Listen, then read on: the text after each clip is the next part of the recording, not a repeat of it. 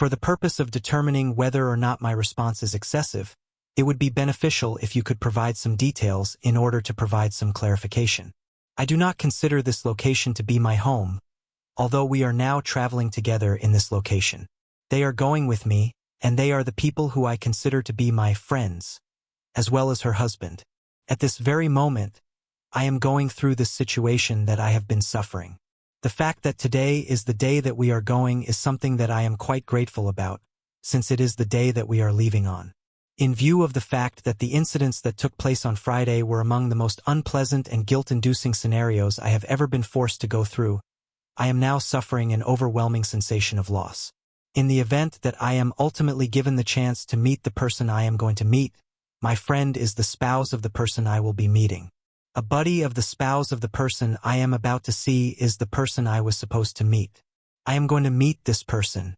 The specific individual in question was brought up within a decent degree of frequency in the period leading up to the occurrence of this catastrophe. Following that, they continued to have a conversation with me about him, as well as several other occurrences that were connected to him. I was able to make it quite apparent that I was not interested in experiencing it by using the strategy of turning it off each and every time.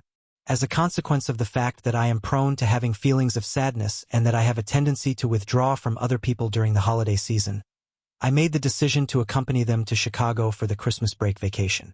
As the reason for this, the fact that both of my parents had died away was the cause of this, as it was the reason for this. The person in question will be referred to by the name Don from this point forward. This is the beginning of the process. Due to unforeseen circumstances, Don was unable to take the vacation trip to Chicago that he had planned to take during his vacation. I was not made aware of this information until after we had already completed all of the necessary preparations, by which time we had already bought the tickets and completed all of the preparations that were required of us over the course of the event.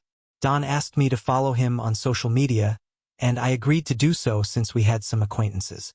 I also opted to follow him because I was interested in him. I agree with the request that Don made, which is one that I have made. On the other hand, I did not get the impression that this was a request that was given significant attention when it was submitted.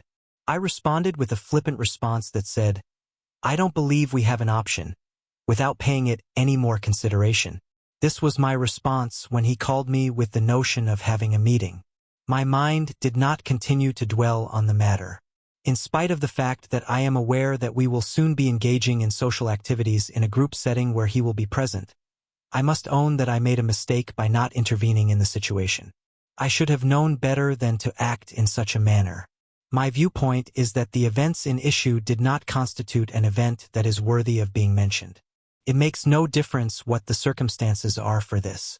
On the next Friday, which is the day after that, we are going to take part in activities that include drinking together. The first thing that happens is that he does not pay any attention to me. However, as the evening progresses, he continues to ignore me until we reach the last club that we are going to attend. Because I do not participate in talks and I do not show any interest in dancing, he is dissatisfied with me. This is the root cause of his disagreement with me. The source of his discontent lies in this specific facet of the situation.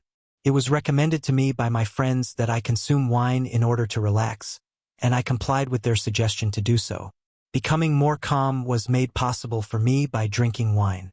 Upon the conclusion of all that had been discussed and accomplished, we joined forces and danced together. The same path is taken by a group of 7 individuals as they make their way back to the hotel of their selection from the previous time. My recollection has been somewhat limited to a certain degree up to this point in time due to a number of factors. In particular, it is essential that I stress the significance of this argument. While I was using the restroom in the hotel room, I saw that everyone else had departed, with the exception of Dawn. I was the only one leaving. I was the only item that didn't make it back. As the only one who had remained behind, I was the only one. Since I am unable to supply you with such information, I will not be able to respond to your query concerning whether or not I inquired about the whereabouts of everyone. I apologize for any inconvenience this may cause.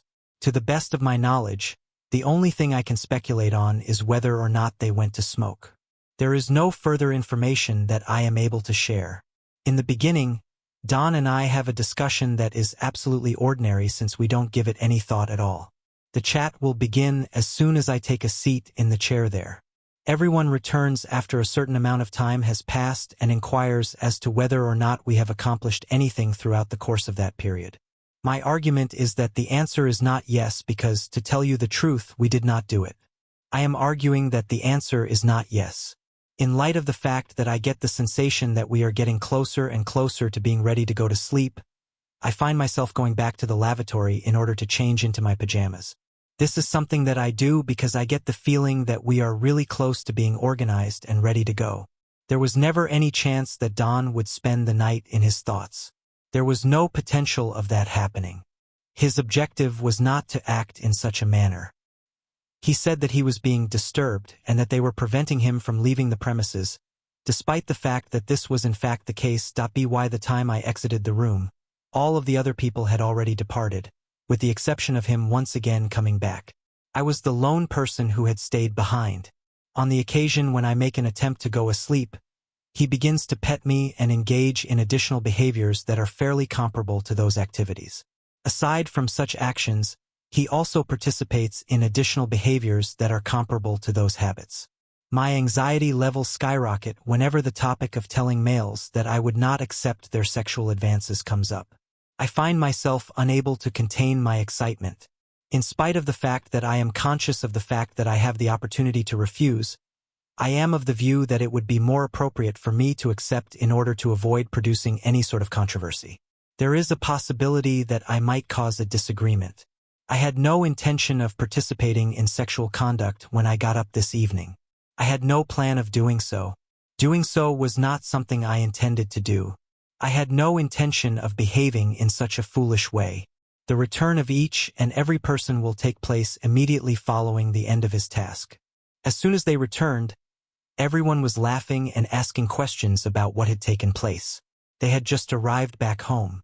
The fact that my close friend is aware of my annoyance is evident in the fact that she makes it a point to question of me on a regular basis as to whether or not I am annoyed with one another.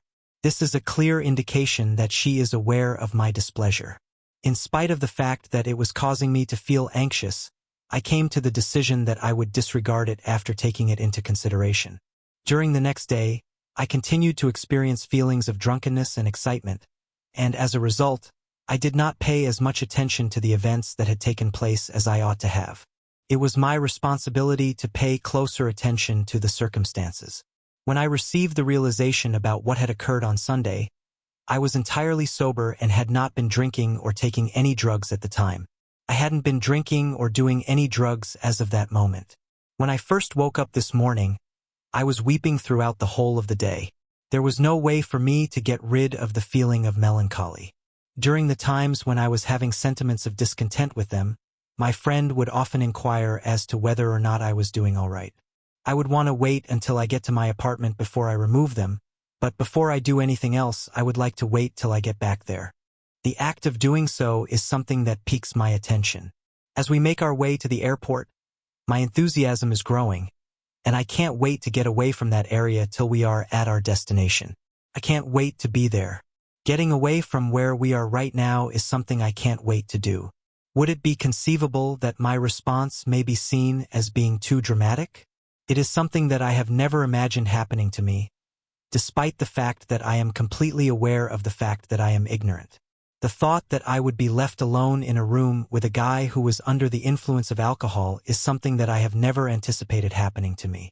I am willing to acknowledge that I am accountable for placing myself in that situation, and I am prepared to accept responsibility for my actions in having brought about that predicament.